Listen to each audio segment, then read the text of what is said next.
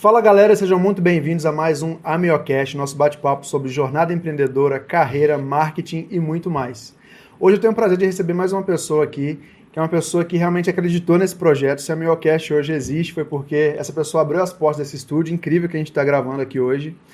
Além de toda uma trajetória aí pela comunicação, um comunicador nato, que tem carreira toda a região aqui, também teve algumas trajetórias fora do Brasil. Ele vai contar tudo pra gente desde o início aqui hoje. Seja muito bem-vindo ao nosso programa, Sérgio Almeida. E aí, Bruno, tudo bem? Boa noite. Responsabilidade grande aí que você me deu hoje aí para a gente estar aqui participando. É uma além de grande honra, né? Estar participando com você aí desse projeto da AmioCast. E a gente tem, dentro do possível aí, né? Procurado atender aí as suas expectativas, né? Enquanto produtor do AmioCast. E as gravações sendo feitas aqui no estúdio é um grande prazer. E obrigado pelo convite, pelo reconhecimento aí, né? Que eu estou me sentindo bastante honrado de fazer aqui esse bate-bola com você. E também a responsabilidade, porque estar aí do seu lado, eu acho que é mais fácil do que... O jogo virou, né? Eu acho que é mais fácil. Sérgio, que está sempre acostumado a entrevistar as pessoas aqui, né? Hoje ele vai contar a história dele. E a gente quer saber, Sérgio, desde o início, como começou a sua jornada aí na comunicação? Então, bom, desde o início acho que vai ficar muito longa a história, vamos encurtar um pouquinho.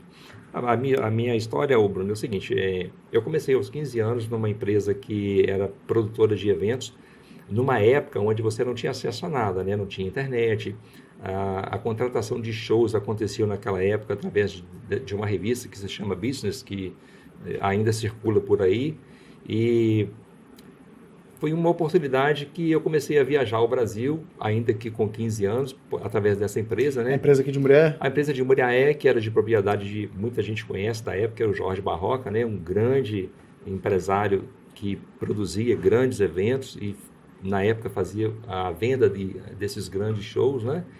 Então, eu tive a oportunidade de começar a trabalhar muito cedo nessa área, na área de eventos, sempre voltado para grandes eventos com a venda dos grandes nomes que na época figuravam aí no cenário nacional, no topo aí, como tem ainda alguns nomes, né? Aí, Chitãozinho Chororó e todos dessa época aí. Começou bem, né? Já vai um bom tempo, né? Então, foi uma escola muito boa, bastante interessante, que a gente aprendeu ali na prática, né? Fazendo, viajando, cuidando, e com isso a gente foi evoluindo, né? Passei a trabalhar um pouco na área comercial, vendendo a parte de captação de recursos para esses eventos, depois produzindo alguns vídeos. Então, em eventos de grande porte, as oportunidades são muitas, principalmente naquela época que não tinha as facilidades de hoje, né? De Sim. Internet e de N coisas que existem que facilitam. Hoje, por exemplo, até a contratação de shows de grandes nomes, basta você fazer o contato com a produtora direto, com o artista que você faz. Mas nessa época que a gente está falando, que não existia essa facilidade de contato, então quem vendia com produção e venda de grandes shows, né, para grandes eventos agropecuários e congressos, seminários, na época da política também, quando aconteciam os showmícios, né? Sim. Acontecia bastante, então eu tive essa oportunidade que foi uma escola para mim realmente, tanto é que, embora tenha mudado as vertentes do que a gente vem lidando, mas a vida inteira o que me oportunizou estar na área de comunicação foi esse grande passo aí que eu tive essa oportunidade. Foi um berço realmente de aprendizado e você passou dentro da empresa por vários setores que eu acho que moldam o que você faz hoje, né? Com maestria, a parte comercial, essa parte de relacionamento também, tipo, para fechar negócio. Eu acho que ter começado nesse sentido, né? Te fortaleceu muito nesse ramo que você trabalha hoje, né? Bruno, é uma questão de você aproveitar as oportunidades, né? Nessa época, né, que eu comecei, eu fiquei alguns anos trabalhando nessa empresa, eu conheci muitas cidades e vários outros estados também do Brasil, muito jovem, né, muito cedo, porque esse produtor que era o Jorge Barroca, ele fechava grandes eventos em outros estados, entendeu? Então a gente foi para João Pessoa, nós fizemos na época um show em Ariquemes, Rondônia. Então eram viagens extremos, né? muito distantes, assim, que eu quase que tive que ser emancipado, né, para poder fazer essas viagens aí. Mas meu pai e minha mãe sempre me liberavam, então não teve necessidade de fazer isso não. Mas assim, são experiências muito grandes e que tanto me mexeram tanto comigo e que até hoje eu estou envolvido aí com essa área de eventos, né? Às vezes com um foco diferenciado na área comercial, na área de produção. e essa aqui é o início de tudo. E de todas as áreas que você passou dentro dessa empresa, o que você acha que falou mais alto no seu coração que você seguiu depois em alguma área específica ou não? Você continua trabalhando em áreas diferentes dentro da comunicação? Ô Bruno, nem é o caso de ter sido nesta empresa, porque essa empresa foram os primeiros anos, né? E depois disso eu fui migrando para outros lugares, para outras cidades, trabalhei em outras empresas. Eu tive a oportunidade de ter uma empresa em Belo Horizonte também, em parceria com a Roberta Naves, uma grande amiga, publicitária, jornalista também. E então também com foco em eventos? Eu passei por outras empresas que tinham foco em evento. E já falando de Belo Horizonte, né, que eu citei agora aqui a Roberta Naves, nós fizemos uma parceria, montamos uma empresa e já era mais com foco em publicidade, né, de produzir comerciais e produzir anúncios, campanhas completas, né, para veiculação em outdoor, em TV, rádio. Então foi alguns anos que eu fiquei em Belo Horizonte com esse trabalho, em sociedade, né, com a Roberta Naves, e que foi também um período muito interessante, mas ela era pouco atuante na área de eventos, e tem até uma passagem de eventos que ela ficou muito assim, muito nervosa, muito assim, porque não era a área dela, era mais a parte de campanha publicitária envolvendo todos os veículos, né, de comunicação que as campanhas exigiam ou comportavam, as linguagens diferentes e tal. Mas nós fizemos uma venda de um show na época da Roberta Miranda, que foi um fechamento de um comício, um showmício em Sete Lagoas, e ela ficou muito doida com aquilo, que ela ficava assim, nossa, que é isso, que loucura, esse negócio de eventos, eu achava que era assim, porque tem a maior passagem que teve dela ter ficado muito assim, porque naquela época você vendia os shows e era tudo dolarizado e você fechava em dólar e você pagava em dólar.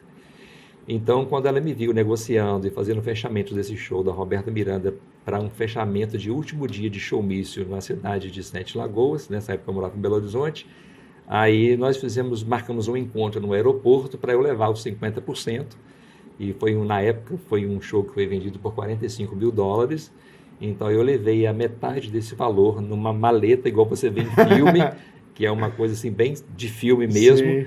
E ela muito nervosa com aquilo, como que eu vou para o aeroporto encontrar com uma pessoa que eu não conheço, entregar esse tanto de dinheiro para ele, de dólar, não sei o que e tal. Então ela ficou muito assim, nervosa com aquilo, por essa experiência, né? Porque ela, apesar da formação, mas ela sempre foi muito voltada para o mercado publicitário, envolvida com os veículos de comunicação. Nessa parte de eventos, que não era a experiência dela, ela assim, pirou muito o cabeção com esse som, como ela falava, esse termo até ela usava muito, nossa, pirei o cabeção com isso, porque ela falou assim, como que eu vou no aeroporto e entrego uma pasta com tantos $1.000 para uma pessoa que eu nunca vi? Eu falei assim, não, mas é assim mesmo, é prática de mercado, é assim mesmo. Não tinha o Pix, né? Senão ela faria um Pix hoje. Não tinha nada, tinha que pegar um avião, ir no aeroporto, encontrar com o cara, tal, entregar e passar para ele, ter saudações e tal. E era tudo dolarizado, não só como referência de moeda, mas tudo era pago em dólar, realmente, naquela época. Bacana. E aí, seguindo esses passos, você ficou mais um tempo ainda nesse ramo de shows, eventos, ou você foi migrando para outras áreas? Porque teve também uma passagem em outros lugares do país, como Florianópolis, né? Você ficou um tempo lá também. Como que foi essa transição? Eu morei um período em Florianópolis e por eu ter passado, eu tive uma experiência por aqui na região, Bruno, que foi com a minha própria empresa, que é a Contatos Publicidade e Eventos, né? Ela é uma agência de publicidade. Então, assim, a gente comercializava os espaços de TV, nós produzíamos os comerciais que seriam vinculados, né, que foram vinculados, né, nas emissoras da região, algumas no estado, algumas campanhas até a nível nacional também. E então eu fiquei mais voltado para essa parte da parte comercial aqui com a Juiz de Fora, Belo Horizonte. E essa experiência, quando eu fui para Florianópolis, o que aconteceu? Eu gostei, quis ficar lá, eu sempre tive na manga esse pensamento dessa experiência, de como agência eu vender, e todo vendedor é sempre bem-vindo, né? Todo mundo quer que alguém venda alguma coisa. E como a relação dos veículos, principalmente TV, através de agência, então é muito comum você chegar nos lugares e oferecer o seu trabalho de venda, como eu já tinha referência aqui, né, das emissoras aqui da região, que era a Alterosa, que era a Globo, né, que passou o Juiz de Fora por vários nomes, Panorama, Integração, InterTV e vai por aí afora. Então eu cheguei lá em Florianópolis e com a intenção de passear, acabei ficando um tempo e consegui com a RBS de lá uma forma de ficar trabalhando lá. Bacana. Com esse histórico que eu levei daqui. Então eu fui prontamente aceito lá como parte da equipe. Então eu fiquei um tempo em Florianópolis também dessa Dificuldade, forma. Né, trabalhar em Florianópolis. Sofreu, né? São só 42 praias lá para a gente escolher, né? Sim. Então foi um período muito bom. Eu fiquei lá mais ou menos 1 ano e meio e foi um período bastante interessante porque o trabalho que eu fazia era isso. Eu vendia as publicidades e produzia porque você tem que vender e entregar pronto, porque a TV ela não produz nada, né? Sim. Assim, em termos de comerciais, sempre são através das agências. E esse trabalho me levou para outras regiões, né, onde eu tinha uma certa tranquilidade, assim, de onde eu chegar, eu me apresento. O nômade da comunicação. Com o meu histórico, né, de venda e produtor de vídeos, né, com registros em Ancine e tal, tudo que era exigido na época, como é até hoje. Já saía na frente, né? Então isso me ajudou muito nessa caminhada aí. Bacana. E foi em Florianópolis também que você participou de alguns eventos que eram transmitidos para outros países ou já foi em outra cidade? Não. Na realidade, essa fase de esse trabalho começou em Florianópolis e tinha uma empresa que locava todo o equipamento. Não eram transmissões ao vivo, não. Era o seguinte, eram congressos que eram traduzidos para outros idiomas, porém para o ambiente interno, né? Por exemplo, de vários países ali. Por exemplo, era um congresso internacional, os hotéis recebiam, né, em grandes espaços ali, por exemplo, 1.000 pessoas, né, dando um exemplo, e ali tinham convidados de vários idiomas. Então, existiam as cabines, existiam as pessoas que traduziam, e as pessoas, através de fone, recebiam no seu idioma o que o palestrante estava apresentando ali. Bacana. Então, era um trabalho de transmissão simultânea, trilíngue ou bilíngue, ou poli até, com mais de 4 idiomas, dependendo do evento, que eram congressos médicos, né? Dependia muito do número de línguas de pessoas que estavam ali. Aí eu trabalhei, além do trabalho da RBS, eu trabalhei com essa empresa que ela locava esses equipamentos e eu era a pessoa quem gerenciava, não a parte de locação, mas a parte mesmo de produção, para fazer acontecer, para contratar, por exemplo, a gente vai ter aqui português, a gente vai ter aqui inglês, francês, espanhol, o russo, o alemão. Então, a minha parte era de contratação dessa equipe. Tradutores, toda a equipe. Tradutores e o checklist, né, para que o evento acontecesse ali com toda a qualidade. E foi uma grande experiência, porque até então, para mim, lidar com eventos, para quem saiu daqui trabalhando em grandes eventos, mas porém com cantores sertanejos, você cai numa empresa que produz congressos e seminários para mais de um idioma, então, quer dizer, a gente vai aprendendo e vai aceitando os desafios, né? Sim. E vai construindo uma história para a gente estar podendo hoje contar para você aqui. Bacana demais. E não satisfeito em fazer essa ponte aí, tipo Minas, Rondônia, Florianópolis, você também teve uma passagem internacional. Já trabalhou com dólar aqui, depois foi ver como funcionava o euro ali, né? Pois é. Você teve uma passagem em Portugal, não foi? Eu voltei antes do euro. Né? Foi? Na semana que o euro passou a valer, foi na semana que eu voltei de Portugal.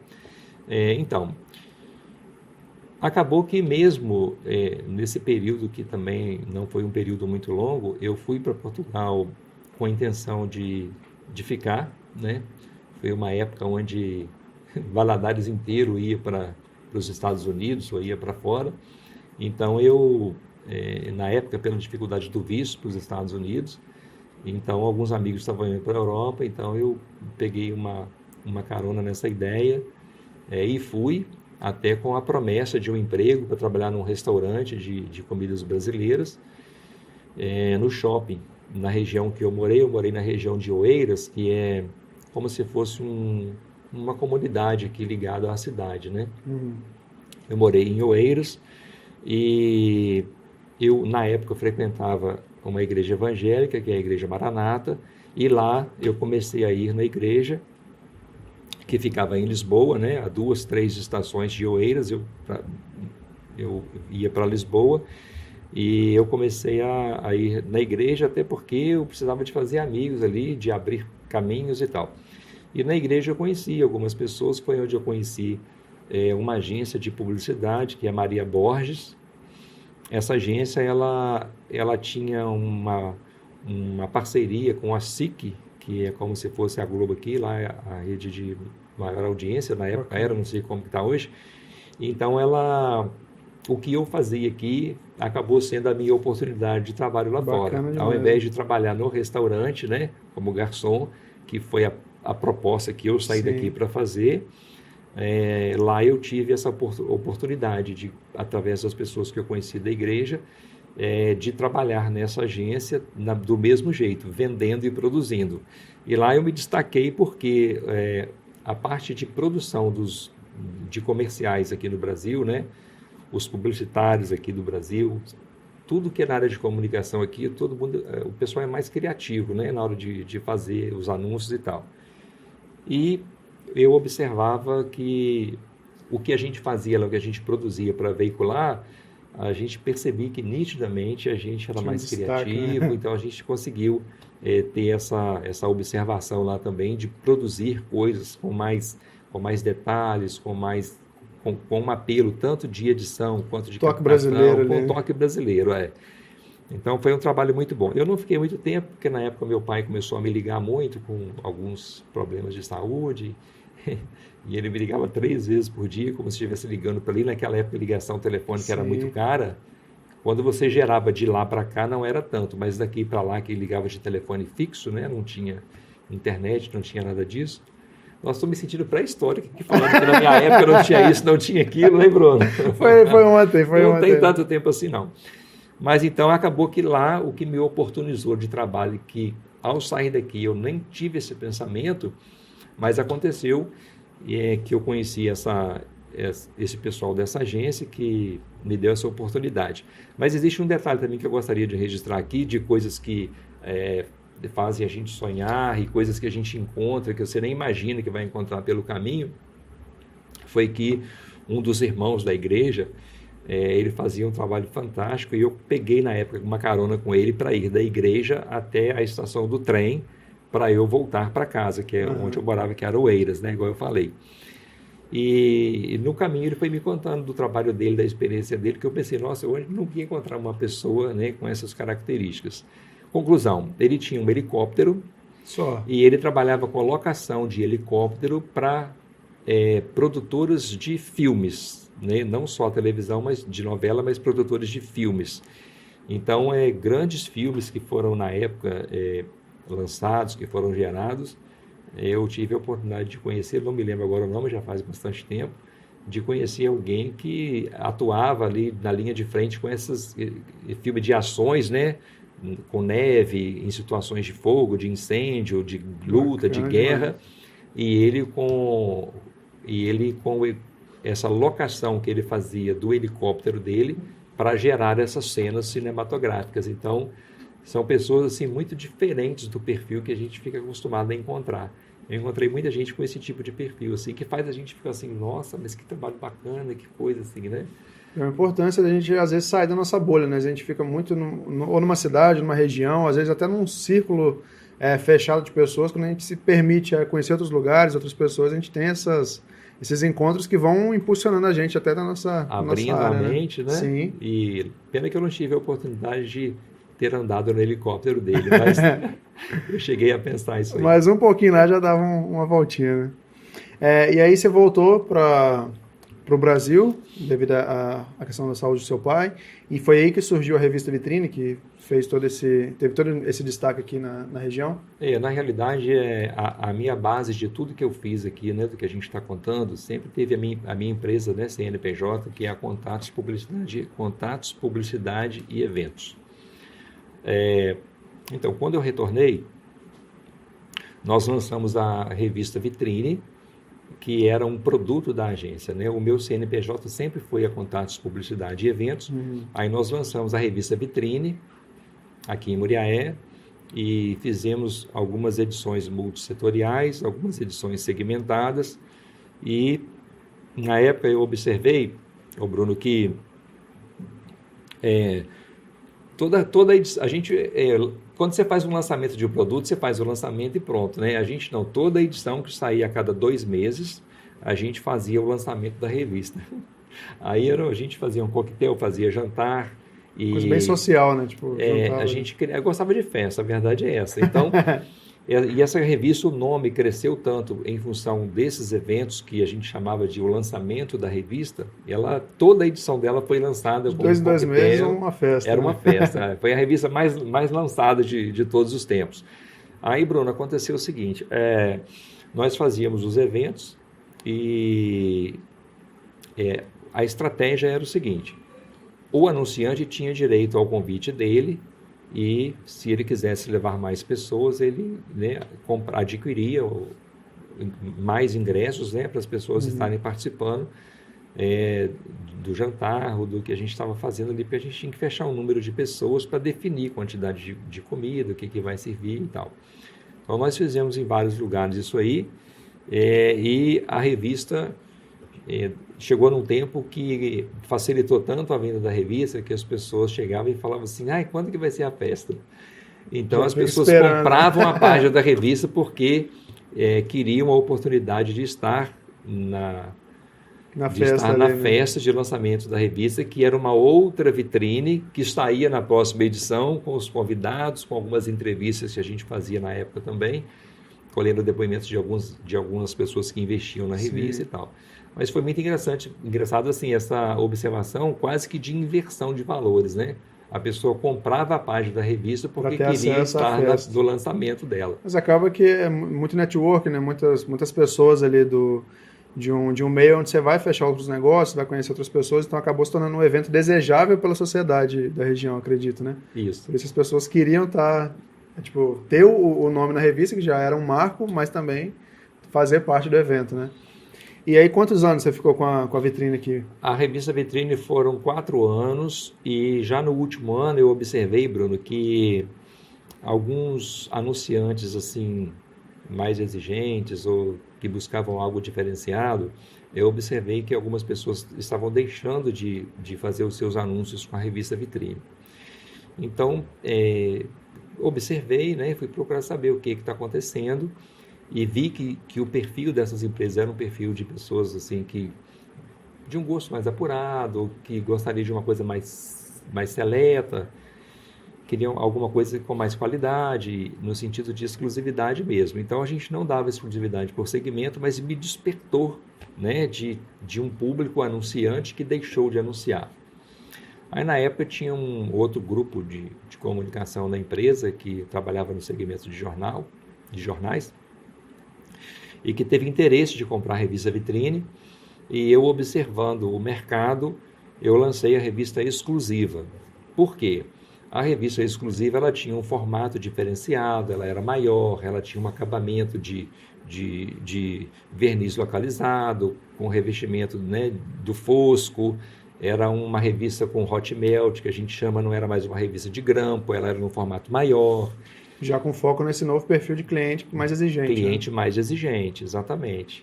Então, com isso, a gente lançou a revista exclusiva para atender esse público, né, que a gente percebeu que estava perdendo. E eu vendi a revista Vitrine e foquei mais nesse perfil de investidores, e que nos trouxe assim, muito resultado, porque a exclusiva nós tivemos a chance de... Ela foi criada com a intenção de dar exclusividade por segmento. E depois nós observamos que alguns segmentos estavam tanta gente anunciando, e a gente falando não para tanta gente, que a gente acabou pegando uma releitura dessa coisa de exclusividade por segmento, que a gente criou alguns segmentos para que todos daqueles segmentos estivessem na revista. A gente inverteu, não pode mais você vir porque já tem uma empresa no seu segmento. Daí a gente inverteu. Por exemplo, arquitetura, casa e decoração. Aí o nosso discurso de venda já era outro, né? Mas já tem tanta gente participando, como que você vai ficar de fora? O que lá atrás o anunciante da vitrine não queria alguém concorrente dele, depois ele se viu na condição de não ficar de fora, porque toda a concorrência estava na revista. Tem que estar também, então realmente a estratégia... Ele não podia ficar de fora. Então, com isso, o que eu estou querendo te falar, Bruno, você que é uma pessoa de marketing, né, que é um profissional dessa área, é que a gente tem que estar sempre observando o mercado, né? A gente tem que estar lendo o que o mercado quer, o que o mercado está precisando, né? Sim. A dor, né? A gente tem que observar a dor para estar dando a receita. Então, com esse olhar de observar o mercado e o produto... Ouvir o cliente, como você fez, né? Tipo, ouviu o que ele estava colocando de exigência para mudar o seu perfil, então já está atento a isso, né? E aí eu vendi a revista Vitrine, fiquei só com a exclusiva, aí nós lançávamos a exclusiva, que era multissetorial, com exclusividade por segmento, e criamos outros 2 segmentos, que foi na área de saúde. Então, a gente alternava. Um mês saía a revista exclusiva multissetorial, no outro mês saía a exclusiva, arquitetura e decoração. E na outra saía a exclusiva saúde, que era um outro nicho. Então, então a gente, num mês era a exclusiva multissetorial, no outro era a exclusiva saúde, no outro era a exclusiva arquitetura e decoração, que envolvia todo o mercado de construção civil na cidade. Conseguiu abraçar vários nichos do mercado e se manter ainda. Não tinha mais a vitrine, um novo perfil de cliente e vários segmentos ali abraçados, né? Realmente foi muito, muito bacana a estratégia que você colocou. E aí, você teve toda essa trajetória, né, desde os 15 aí, produção de grandes eventos, grandes shows, cidades e estados diferentes, e aí muito forte o seu comercial, né? Acho que a revista também fortaleceu ainda mais. E aí depois você foi para a TV Record, foi isso? Lá também foi trabalho na área comercial, como que funcionava lá? A Record, também eu fazia o trabalho de venda e de produção dos comerciais, mas existiu sempre a vontade de estar na TV, de ser apresentador, ou de ser entrevistador, ou de ser alguma coisa, eu não vou dizer apenas não por diminuir, mas querendo mais, algo maior do que eu fazia, que era vender, produzir. Sim. Então eu tinha vontade de estar produzindo alguma coisa onde eu estivesse apresentando ou entrevistando. Então isso foi uma coisa que ficou assim durante muito tempo, essa vontade, esse desejo, até que eu tive a coragem de fazer uma composição com a Record, que cobria Belo Horizonte e grande parte do estado de Minas Gerais. Só não cobria o Triângulo, porque na época a parte de Uberaba, Uberlândia, era um outro grupo que o sinal que partia de Belo Horizonte não cobria, né? Então era praticamente quase todo o estado de Minas. Então nós tivemos a felicidade de criar uma negociação com a Record, embora fosse um programa independente, chamava-se Turismo e Eventos. Sempre existiu e ainda existe programas aí em todos os canais, né? Com essa proposta de visitar algumas cidades, mostrar as cidades, regiões, as belezas trabalho naturais. Difícil, né? Mais uma vez, sofrendo. Sempre um trabalho sofrido, né? Mas foi uma experiência muito boa, porque eu fechei um contrato na época de 1 ano com a Record, e nós mantínhamos 3 carros, né? E ia na frente o carro do comercial para fechar. Normalmente fechava uma parceria com a prefeitura, que era uma contrapartida. Sim.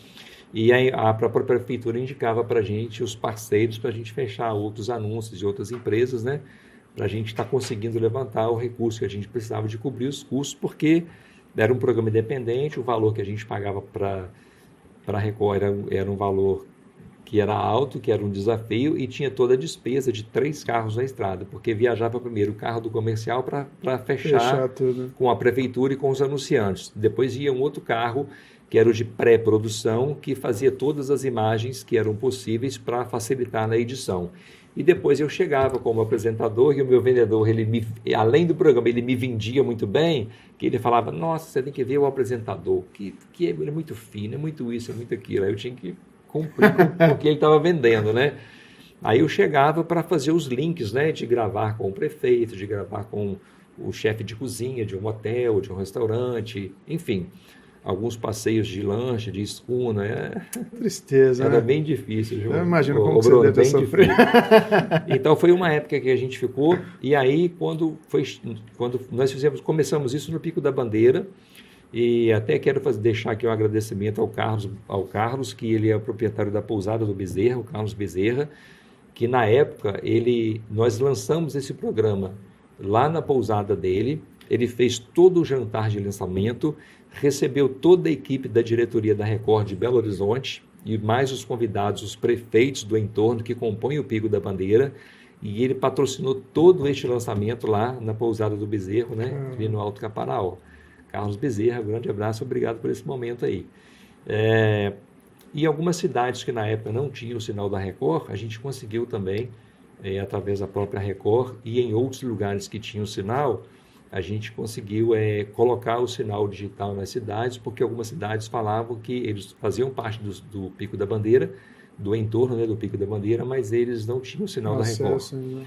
Aí, onde o sinal chegava, tem aqui o senhor Sebastião Ribeiro, a quem eu deixo meu grande abraço também, gratidão a ele, que é do Clube de TV aqui de Muriaé. O senhor Sebastião, ele instalava para nós um aparelho digital, o sinal existia, porém não existia o aparelho que jogava o sinal para a cidade. Então, em muitas cidades, o senhor Sebastião colocou esse aparelho para nós lá, e nós pagávamos esse trabalho e esse serviço, mas a marca mesmo ficava para a Record, porque a gente falava que a Record iria colocar o sinal lá.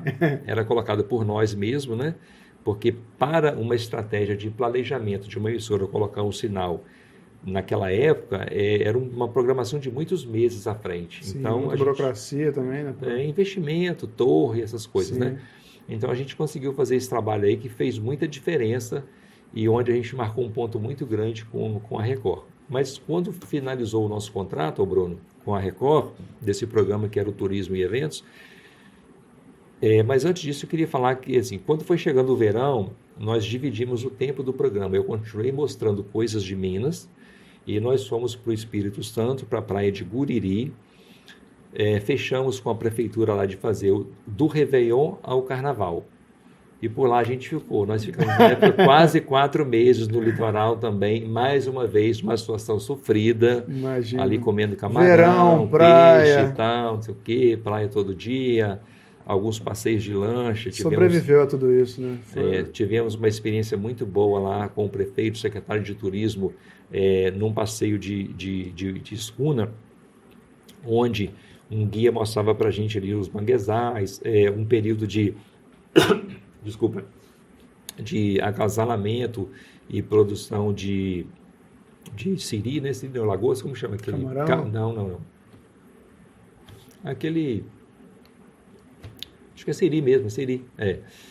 Então, Rio Piraquiaçu.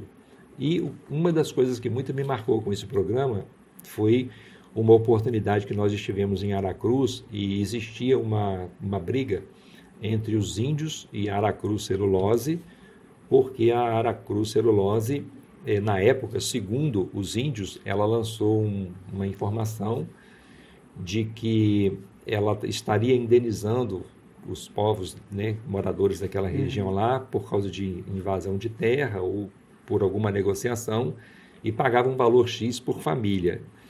E estavam literalmente em guerra mesmo, em rua, com flecha, a polícia com bala de recuo, que era de borracha, né, bombas de efeito moral, apenas para controlar uma rebelião que estava instalada na cidade, e eu não perdi a oportunidade. Eu consegui fazer com que o cacique me recebesse dentro da aldeia. Que bacana. Então, eu tive essa oportunidade, e lá o cacique preparou algumas danças, né, da cultura, mostrou para a gente como que eles pintavam o corpo, né, com aquela tinta vermelha. Na realidade, aquela tinta vermelha, existe uma árvore que eles pegam a folha, com o calor das mãos eles esfregam, e o sumo que sai daquela folha, que é verde, ele fica vermelho com o calor das mãos. E aí eles fazem assim no rosto, no corpo. O que a gente vê como sendo vermelho é o resultado do calor, do aquecimento dessa folha, e aquele sumo que sai, ele sai vermelho. Bacana. Curiosidades assim. Então, foram oportunidades únicas, né, que esse caminho trouxe para a gente, de tudo que é muito diferente da nossa região. Pessoas, culturas, lugares, né, realmente uma trajetória muito rica, né, nessa questão cultural, nessa questão de relacionamentos, né, Uma trajetória muito bacana. E para tristeza nossa, na época, o nosso contrato só não foi renovado porque a emissora viu que a gente tinha muito anunciante, mas boa parte era permuta, porque você manter hospedagem e alimentação para 3 equipes, né? Comercial, pré-produção e produção. E a dificuldade que tinha na época, Bruno, era o seguinte: não tinha hoje internet, nada disso, né? Então, o que a gente fazia? Era tudo gravado em mini DV, a gente gravava, colocava num ônibus, vinha para Muriaé, o Sérgio Santos, que continua aqui, nosso parceiro aqui, né, na TV Zona da Mata, amigo meu de uma vida inteira, fizemos tiro de guerra juntos, sou muito grato a ele por isso, por toda a parceria. O Serginho montava os comerciais, o Euler montava as matérias, finalizava o vídeo e mandava para Juiz de Fora. Juiz de Fora botava no malote e mandava para Belo Horizonte, mandava para Record Juiz de Fora, que mandava para Belo Horizonte para veicular em Belo Horizonte, porque a nossa cobertura era Estado, como eu já falei, tirando o Triângulo, que era de outro grupo, então aquele horário não era exibido no Triângulo. Então é isso aí, são as experiências da vida. Né? Bacana. Hoje a gente não acaba não dando valor, às vezes, à praticidade, né? Acha tudo muito normal, mas olha o trabalho que tinha, né, para colocar eu vou te falar a verdade, eu era doido, eu não sabia o que eu estava fazendo. Só você jogava. Porque mesmo hoje, com as facilidades que tem de internet, com a velocidade de tudo, eu não tenho coragem de fazer. Não teria, acho que eu não teria coragem de fazer. Acho que não. Com toda a facilidade que tem hoje, eu acho que eu não teria coragem não, porque parece que naquela época a vontade e o desejo é tão maior que você fica meio que vacinado, meio que anestesiado com relação às dificuldades, porque você não vê as dificuldades, tudo que aparece você está movido pelo interesse, pela emoção, pela paixão, pela vontade de fazer, de só enxergar o sim na frente, o não você vai ignorando e vai pegando o sim daqui, fechou aqui, fechou ali, vambora. Mas vencer esse ano para cumprir esse contrato foi complicado. Difícil, né? E aí, quando chegou no final, a gente não conseguiu renovar, porque eles, olhando na tabela deles o que a gente tinha de apoio, de anúncios, de comerciais produzidos, que eram um sucesso na época, porque o produto era bom e o nosso vendedor era melhor ainda. Que Deus o tenha, né? O André Caburugi, ele faleceu um pouco tempo atrás. O André era um excelente vendedor. E aí eles, na época, eles pediram um valor 3 vezes maior do que a gente pagava, que já não era barato.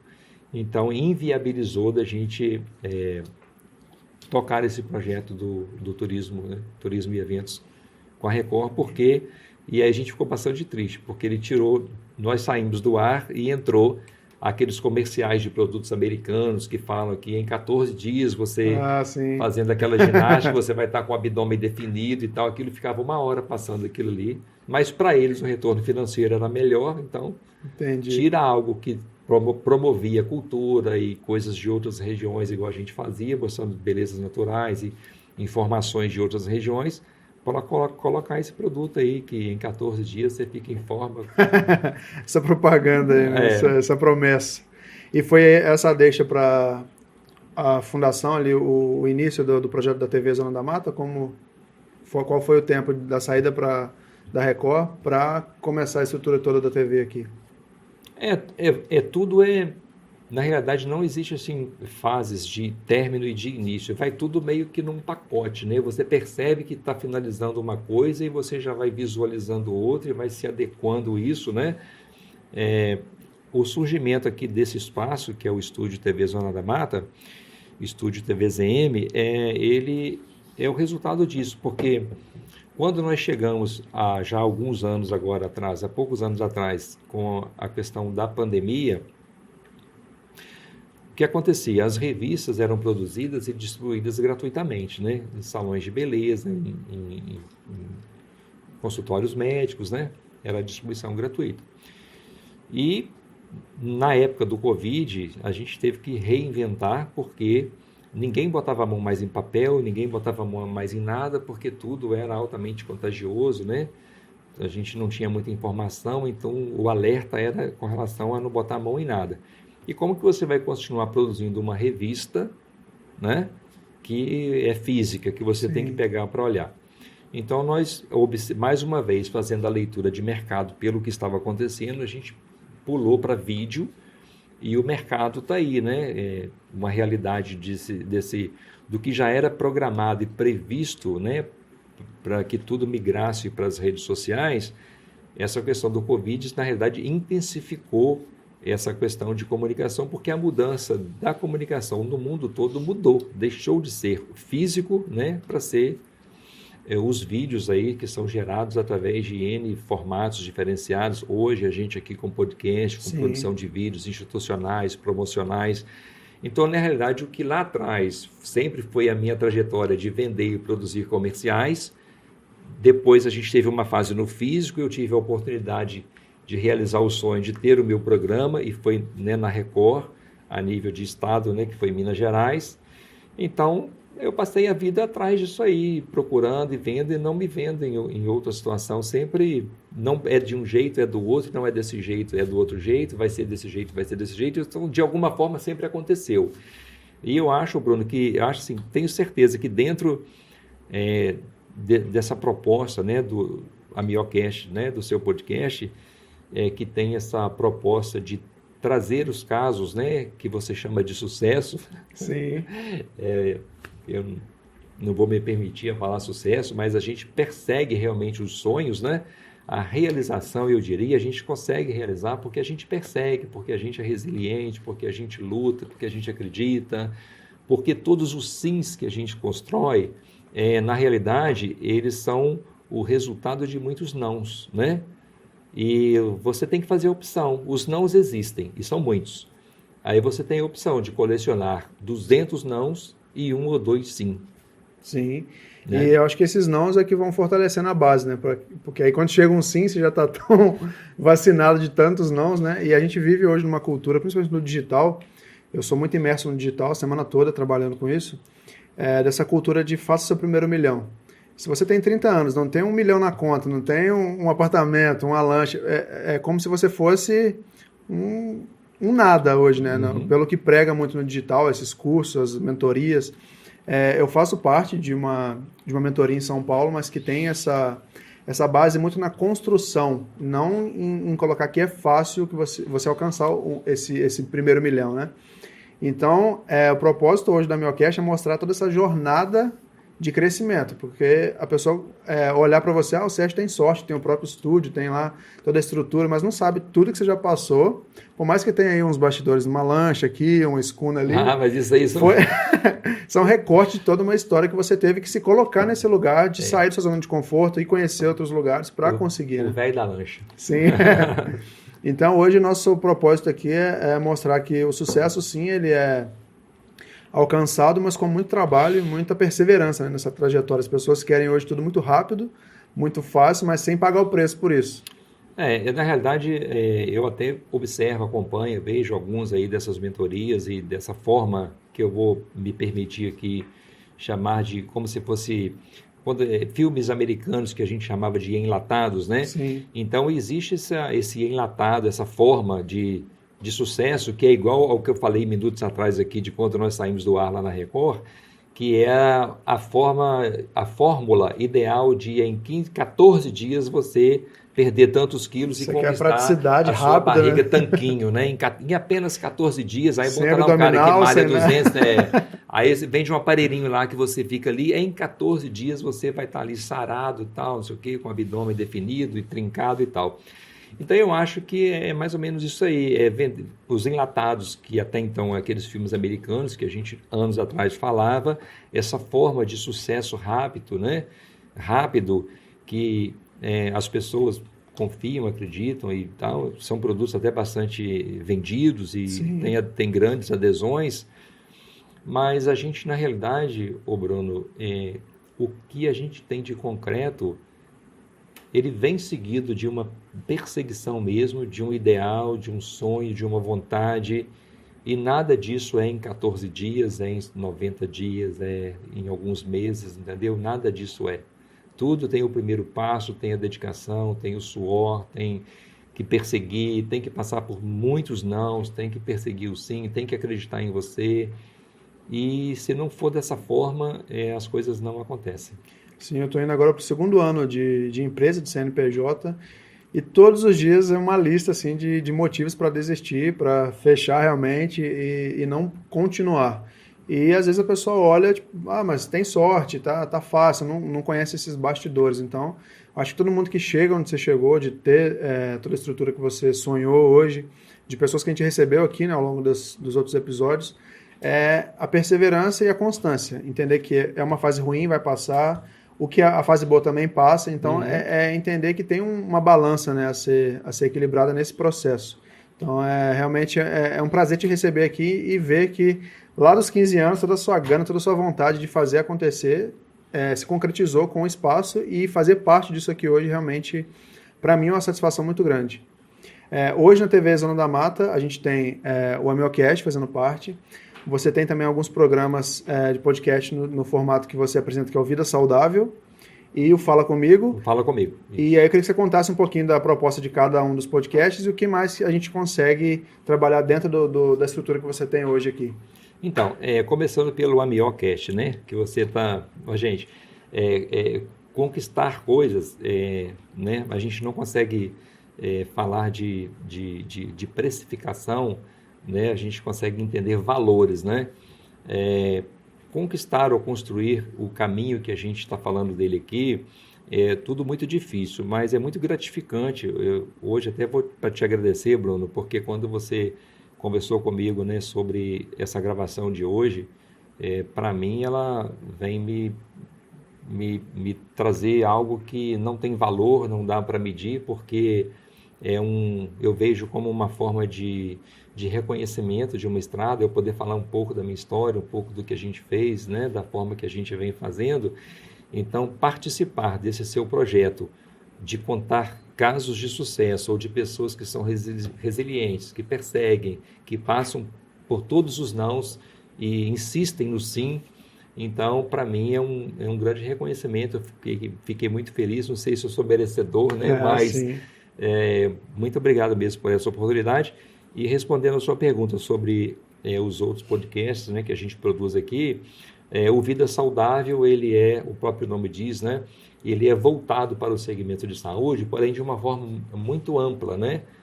De uma forma preventiva, onde a gente fala, por exemplo, de cuidar do corpo, da mente, da alimentação, né? Não é aquela saúde que fala só de consulta médica ou de medicação ou remédio para isso, não. Um bem-estar no geral. Um bem-estar no geral, porque você tem que estar com tudo bem, tem que estar tudo bem com a saúde física, mental, espiritual, financeira.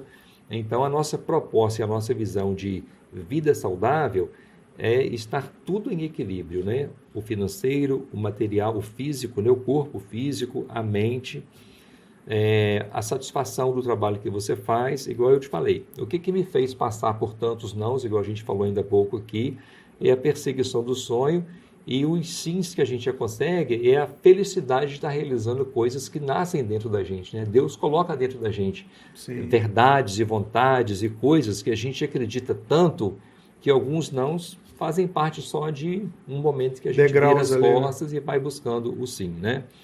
Então, esses são os três produtos que nós temos hoje aqui, né? Que um é apresentado por você, é um produto seu, que a gente contribui para a produção dele aqui, né? Nesse espaço, que é o AmioCast, né? Aqui onde a gente está passando aqui, passando por esses momentos, nem Bruno?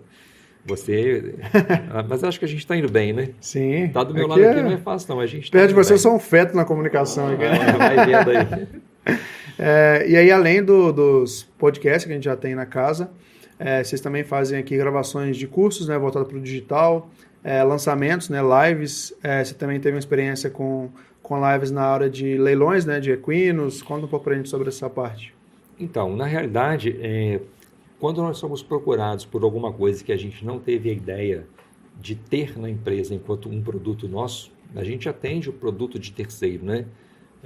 Pela oportunidade que eu tive de alguns anos, ter sido convidado pela família Campolina, né, que são criadores de cavalo Campolina, para participar aí dos eventos que eles promoveram em Mulher. Conhecendo o estúdio, eles trouxeram os leilões que eles faziam num estúdio em Belo Horizonte, eles trouxeram para cá, gostaram do estúdio e passaram a fazer os leilões de criadores de cavalo campolino, né, a nível nacional, de fazer esses leilões aqui com a gente, né? O Cristiano Guarçoni, que é um grande amigo, criador de campolino aqui, e presidente do núcleo aqui de Muriaé e região. Dr. Luciano Galil, que é o presidente, não sei se é o atual presidente, mas até há bem pouco tempo, Dr. Luciano Galil, que é um advogado, criador também de Juiz de Fora, né, com a esposa Cláudia, a quem eu devo muito, aprendi muito com eles, me deram muitas oportunidades, né, com essas lives, com os eventos dos cavalos aqui. Nós fazíamos, por exemplo, Bruno, 3 dias de ao vivo, aqui no Parque de Exposição de Muriaé, de 8 da manhã às 23 horas, 4 dias seguidos fazendo a transmissão ao vivo, com entrevistas, cobertura, mostrando resultados e tal. Intensivão, então, né? Nossa, um trabalho de doido, mas são os desafios, né, de Sim. trabalhos que eu falei, de terceiros que confiam na gente, e a gente tem que aceitar o desafio e entender, porque muitas vezes a gente pensa, nossa, isso aqui não é para mim, isso aqui está muito. Mas se você não aceitar o desafio, não entender que naquele momento que você pensa que é o muito, é exatamente o que você precisa alcançar e vencer para se superar. Se você não se superar, você vai ficar fazendo a vida inteira a mesma coisa. A maioria das pessoas nem tenta, né? Você fica só naquele achismo ali, não é para mim, mas não atravessa essa fronteira, né? Eu penso, poxa, não é... quando eu digo não é para mim, é porque assim, a gente percebe alguma limitação, mas é por falta mesmo de entender que é necessário enxergar o que você pensa que é o limite para que você se veja capaz de realizar algo que você pensou que era um limitador. A mente sabota muita gente nisso aí, Sim. né? A nossa própria mente trabalha contra a gente e coloca a gente numa condição de até aqui eu vou porque é tranquilo, daqui para lá a mente fica trabalhando contra para que você não saia daquele estágio. Mas não, quando o desafio chega, ainda que com algum receio, com algum medo, mas a gente procura equalizar, mesmo, né? Vai com medo mesmo, mas senão não acontece. Então, senão não muda, né?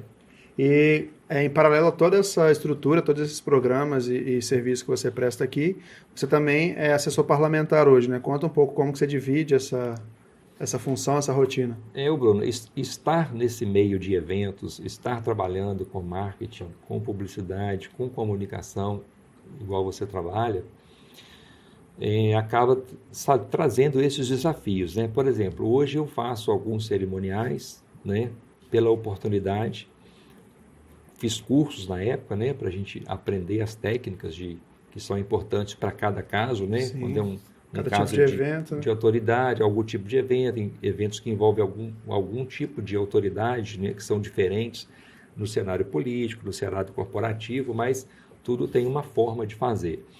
Então, eu faço alguns cerimoniais, né, já há alguns anos que eu faço.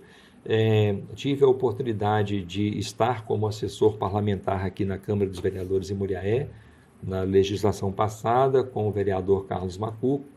Hoje, a vereadora Miriam Facchini também me honrou com esse convite. Eu estou, neste momento, como assessor parlamentar dela, né, da vereadora Miriam Facchini, e que são os desafios, né, que a gente tem que aceitar. E se as aprendizado. Se as pessoas veem na gente a condição de desenvolver aquela atividade, por que a gente não se vê na condição de desenvolver? Então, é mais um desafio, mais um momento, mais uma oportunidade, mais um romper de fronteiras e lutando sempre contra a própria mente que fica sabotando a gente o tempo todo, querendo colocar limite para que a gente não faça, para que a gente tenha medo, para que a gente ache que não é para mim. Aquela síndrome do impostor, né? A gente sempre achar que é insuficiente para aquela demanda ou para aquela missão que é dada, mas é romper isso. Mas né? É isso, que você não sabe, você se vira e aprende, dá um jeito. Você só não pode ser inconsequente de falar, né? Se intitular ou fazer com arrogância, com prepotência. Mas quando a gente sabe onde está fazendo, da forma que está fazendo, com muita convicção e sabe principalmente mantendo a humildade, porque onde não tem a humildade, onde não tem esse olhar, né, de romper o que você olha no primeiro momento como dificuldade, como crescimento, eu acho que muita gente fica no meio do caminho por isso. Sim, a humildade abre portas. Por acreditar demais, e isso acaba fechando portas. Muitas vezes o talento ele abre, mas a falta de humildade acaba fechando, né? Eu acredito nisso aí, 1000%. E eu queria que você finalizasse para a gente. O tempo aqui, a gente fala em 1 hora, parece muita coisa, né? Mas é muita história para pouco tempo. Que você finalizasse para a gente, deixando uma mensagem de incentivo para essas pessoas que estão lá no início da jornada, às vezes se sentindo esse impostor, essa pessoa incapaz de assumir certas responsabilidades, mas que vale a pena realmente a gente romper essa fronteira, né? Queria que você deixasse essa mensagem de que vale a pena seguir, principalmente na comunicação, que é o seu ramo de atuação hoje.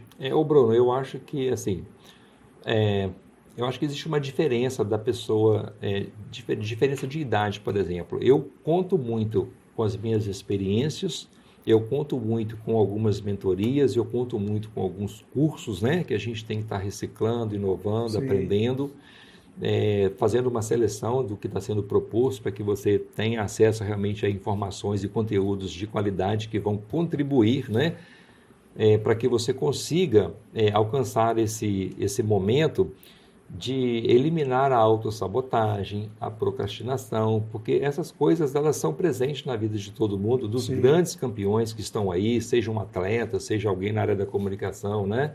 Igual você é atuante aí na comunicação, no marketing. Então, eu acho que todo tipo de pessoa tem esses pensamentos, esses limitadores, e eu acho que todo mundo, eu creio, tenho certeza disso, todo mundo tem. Agora, o que eu tenho também a meu favor é que além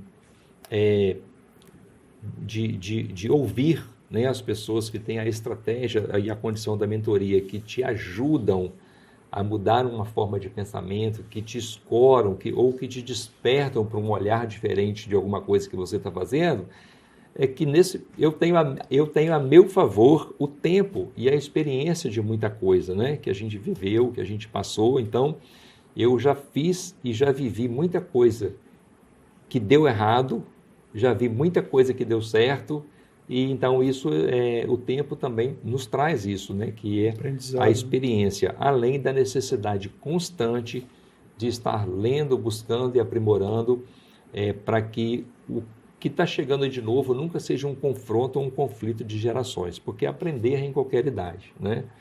Então, a gente tinha que aprender com 10, com 20, com 30, com 50, com 60. E eu estou aí pronto para aprender, pronto para os desafios que estão por vir. Com certeza virão muitos desafios. E a gente está pronto aí para encarar, né, para quem confiar no nosso trabalho, na nossa pessoa, na nossa equipe, no que fazemos. E eu gostaria aí, Bruno, se você me permitir, de fazer o meu comercial, vamos dizer assim, claro. Né? Que eu acho importante isso aí, porque a gente precisa de faturar para manter, né? Sim. Os sonhos, para a gente continuar sonhando e realizando alguns sonhos dos espaços que ainda temos aqui no estúdio da TV Zona da Mata, que é o estúdio TV ZM, para produzir podcasts de terceiros, né? Então, para quem tem a vontade, o desejo, o sonho ou a necessidade, né? Seja político, seja do segmento corporativo, ou de qualquer segmento que seja, se a pessoa tem a necessidade ou a vontade de ter o seu próprio podcast, seja em nome da sua empresa ou de uma equipe ou num segmento, a gente está aqui para atender, né? Pronto com a nossa equipe aqui, igual nós temos aqui o Lucas, o Pedro, né? Que fazem parte da equipe, tem o Sérgio Santos, tem o Titi também, que quando é na parte ao vivo, né? Que opera para nós aqui a condição do ao vivo, e te agradecer pela oportunidade de estar aqui contando a minha história. Me pegou de surpresa, mas é isso aí, são os desafios, a gente vai contar, vai falar. Espero que eu esteja colaborando, né, para o crescimento de alguém, não Com apenas certeza. Contar a minha história, mas se ela não atingir ou não alcançar o objetivo para colaborar para o crescimento de alguém, eu acho que fica bem bom, né, de nada. Sim. E a prova disso é que, se eu estou te entrevistando, é porque você abriu as portas aqui da TV Zona da Mata, a gente fechou essa parceria, que com certeza vai perdurar aí por muitos anos, a gente crescendo juntos aí, crescendo junto a histórias realmente de superação, de inspiração que passaram por aqui. Então, só te agradeço realmente a parceria, obrigado. Agradeço por ter aceito esse convite e que possa durar realmente por muitos e muitos anos aí, que não seja só um contrato temporário, que a gente possa realmente crescer junto com a equipe e que venham só coisas boas, né, a partir dessa parceria. Muita gratidão por ter você aqui hoje no AmioCast. Eu que agradeço. Um grande abraço. Obrigado por tudo. Tamo junto. Pessoal, como vocês viram, mais uma história de superação e sucesso aí. A gente tem que realmente se inspirar, espelhar nessas histórias para não desistir no primeiro não, porque vão ser muitos nãos na jornada. Então, eu espero vocês aqui mais uma vez na quinta-feira para mais uma história de sucesso, gravada aqui na estrutura da TV Zona da Mata, que é a nossa super parceira aqui para o Amiocast. Então, não perca, espero vocês no nosso próximo encontro. Grande abraço.